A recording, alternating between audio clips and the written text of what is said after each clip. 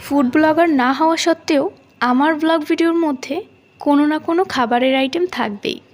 আসসালামু আলাইকুম, hello everyone. আজকের ব্লগটা হচ্ছে কোরবানির ঈদের ছুটির সর্বশেষ ব্লগ। আর আজকেও আমরা অটো নিয়ে বের হয়েছি ঘুরতে। আর আমাদের ফার্স্ট চয়েস ছিল আমরা আজকে পুরো স্বরূপকাঠি এলাকা মনে হয় ঘুরবো।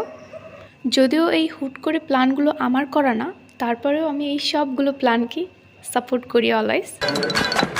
প্রথমেই আমরা গাড়ি নিয়ে সোজা চলে আসলাম জাহানারা হসপিটালের একটু সামনে ভাই ভাই চটপটির এই দোকানটাতে ঝালমুড়ি খাওয়ার জন্য। এইখানকার ঝালমুড়ির টেস্ট নাকি অনেক মজার।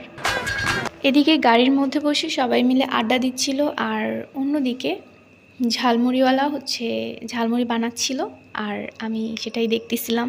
আর রাতে ঘুরতে বের হওয়ার যে মজাটা সেটা হচ্ছে খুব বেশি টাইম নিয়ে রেডি হতে হয় না। আজকের দিনটা ছিল 24শে জুন।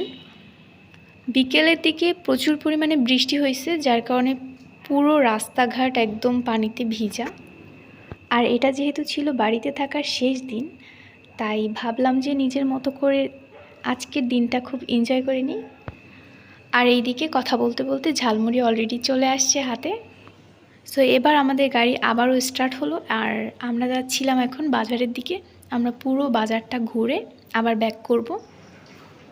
আর ভিডিওতে দেখতেই পাচ্ছেন বাজারের মধ্যে রাস্তাঘাট পানিতে এখনও ভিজা, সেই বিকেলে বৃষ্টি হয়েছে। সো অলরেডি আমাদের ঝালমুড়ি খাওয়া শেষ, তাই এবার আমাদের অন্য কিছু খেতে হবে। আর এর জন্য আমরা একটা আইসক্রিমের দোকান দেখে সেখানে নেমে পড়লাম আইসক্রিম কেনার জন্য।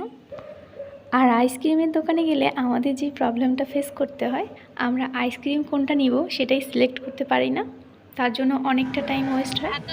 আমি জাস্ট একটা চকবার নিয়েছিলাম, কারণ বেশি আইসক্রিম যদি খেতে যাই তাহলে আমার গলা বসে যাবে। এরপরে আমরা গাড়িটাকে ঘুরিয়ে আবার উল্টো দিকে নিয়ে গেলাম। দেন আমরা গিয়েছিলাম আব্দুর রহমান হসপিটাল। আর তারপরে সেখান থেকে ঘুরে আবার আমরা গিয়েছিলাম ডাক্তার বাড়ি। ব্যাক করার সময় আদর্শ মানব কল্যাণ সংস্থার অফিসটাও আমাদের ভিডিওর মধ্যে চলে আসছে। আর এই যে আমাদের ঘোরাঘুরি প্রায় শেষ, আমরা এখন বাসার দিকে রওনা দিলাম। আর এখন রাত বাজে প্রায় 9টা, সাড়ে 9টা। সো আজকের ভিডিওটা এই পর্যন্ত। সবাই ভালো থাকবেন, সুস্থ থাকবেন। আল্লাহ হাফেজ, আসসালামু আলাইকুম।